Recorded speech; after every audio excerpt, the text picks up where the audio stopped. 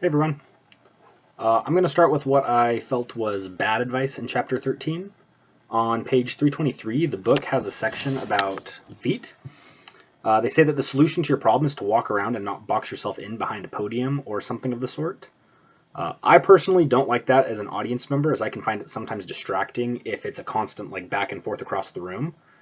And I also found that the sections about blushing and sweating on pages 322 and 323 were a little bit lacking as well. The sweating wasn't bad, as the book said to wear lighter clothing, but bringing a tissue or a handkerchief seems a little over the top to me personally. Also, if you were to wear a jacket, then leave it on to avoid, like, if you are sweaty and have damp underarms. That might be good as to not distract the audience, but if I were the speaker, I would find that would only make me hotter and sweatier, and then that would kind of throw me off. Then for the blushing, they basically just said that you have to learn to live with it, and that there's kind of nothing you can do.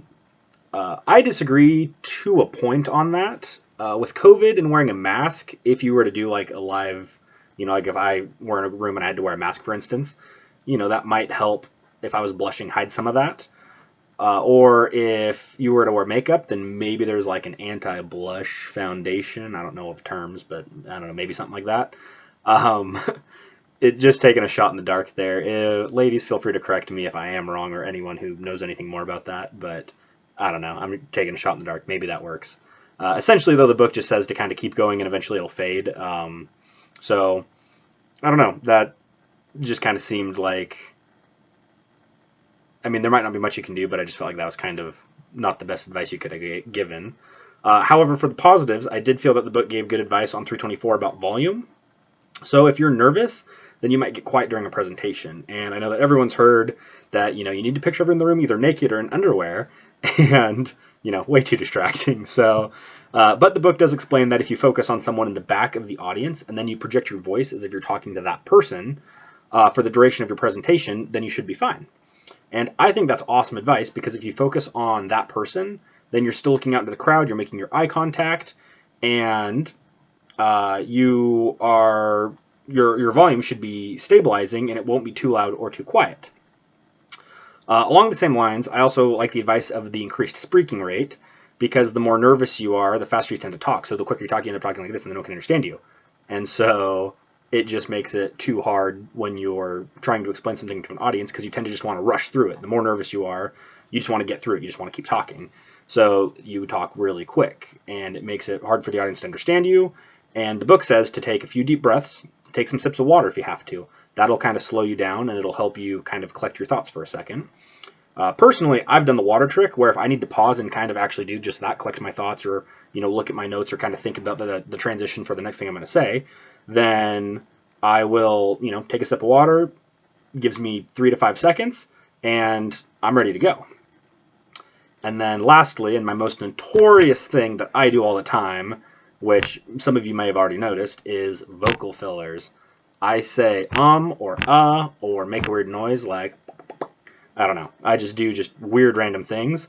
And I've just done that for so long that I don't notice it until reading this chapter, and then I felt like huge attention called to that. I just do that all the time, I've noticed.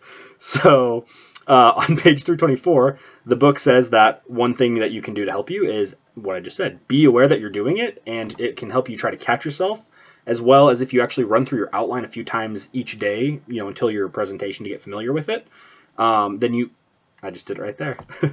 Then, okay, you get what I'm saying. Then you know when to pause, and you don't have to use the or the uhs all the time there.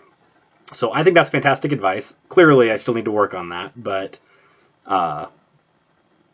man, this point is just sad. I think that something that I can attain and help fix myself, or at least try to catch myself doing, is definitely fixing that. So, no, I'm just kidding. For question 2, I did find that presenting with notes is a huge benefit and lifesaver for me. I personally love having an outline, a draft, notes, all of it. I'm a person who needs to get my thoughts out on paper and read it until I like it, edit it, reread it, and just keep editing it until I think it's perfect. I 100% believe that having notes or an outline of some sort helps you be a successful speaker. Back in chapter 12 on pages 305 to 306, the book talks about how important organizing your presentations and speeches can be, using an outline or even following Monroe's motivated sequence. I can thrive if I've got time to prepare, write things down, practice speaking it out loud, either to myself in a mirror or maybe to another person if I have someone around. I personally find that when you present without notes, you have a lot more vocal fillers, which, I mean, even with my notes that I have here, that, I mean, I kind of glance to every so often and then try to look back at the camera, even with that, I still use a lot of vocal fillers. But even without it, I still think that with no preparation at all, you still have a lot of vocal fillers. You might pause more often. You might even lose focus on what you were saying. But the notes just kind of help you do a quick glance, remember your thought, and then get right back to what you were saying, so it keeps you on track and it keeps you rolling forward, so you don't kind of get yourself stuck in a loop or a cycle. For my best discussion, I would have to say Module 2. And the reason I chose Module 2 is because it was one of my longer videos, so I actually discussed quite a bit more than usual, and I gave some what I thought were some good personal examples. I used an outline similar to what I've been kind of doing for most of the quarter to keep me on track, and that's something that the book talked about in chapter 12. And then something I did notice that I can work on, which I've already mentioned a couple times before, is my vocal fillers, the ums, the uhs, the weird noises. Upon reviewing, I did notice that I used that a lot when I was kind of transitioning to another section. I would kind of, say something and I'd go, and then I'd kind of just continue, which, I don't need to do. That's not something I should be doing either. It's not good communication practice. But this chapter 13, definitely helped draw a lot of attention to that. And I did notice I did that even back in Module 2, but I didn't really realize it or call it to attention as I was kind of clicking through the modules to answer question 3 and realized that in all my videos, vocal fillers is a huge thing that I do. Reading chapter 13, I do have some tips and tricks that can help me out with that. I find that this post is also a good one, personally, because I think that I go at a steady pace. My volume doesn't really waver from really quiet to really loud as I'm talking to you guys, and it kind of stays normal throughout. I also thought that it was good because I gave real-life examples through working at Taco Bell and other jobs that kind of helped me connect to you as my audience, and or even invite conversation, which I know a lot of you commented on, and I'm sorry that I didn't comment back very much back then. Shy, new.